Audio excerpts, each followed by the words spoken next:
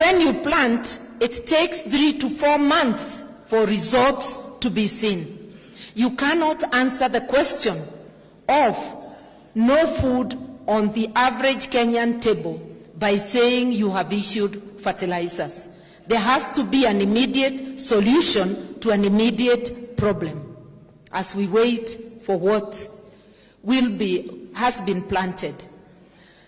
There's something I said immediately the results, or even before the fake results were announced by the Chebukati Commission, that Azimio had a majority of members of parliament.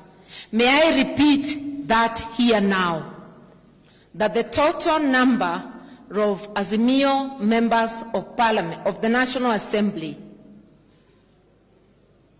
and Senate, which forms parliament, is still higher than that of Kenya Kwanza, even today.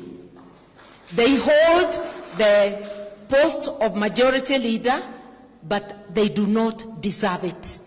If you go to the website of parliament to see how people were elected, you will still see that Azimio has the majority up to today, because they have not formally, none of the parties has formally migrated to Kenya Kwanza.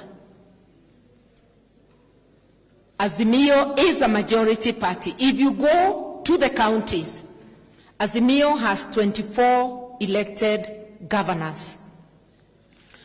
2 migrated after elections, but informally.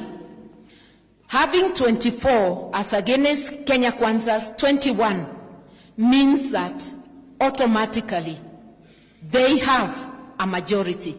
So when we are saying our leader won, it is not a joke. And actually, Azimio didn't just have 24 counties, it's 24 governors. But the counties where Azimio candidate was leading, presidential candidate was leading, are 26. Actually, they are 27, not 26. 27. Narok, Azimio was leading. Today, it has a UDA governor who was declared in Nairobi, not in Narok. Nairobi, the seat went to UDA for governor, but the vote was Azimio. Taita Taveta, an independent, the presidential vote went to Azimio. 27 counties versus 20 counties. Is it possible that they could have legitimately won? The answer is no. Hiyo mahesabu haiingiani, nitasema tena. Therefore, when we ask for the server, we want the truth to be out.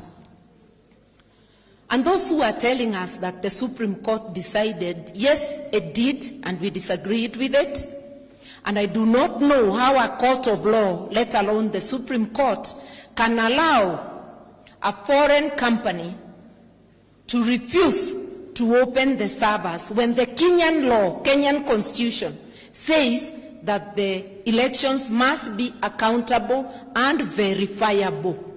How do you verify without the records?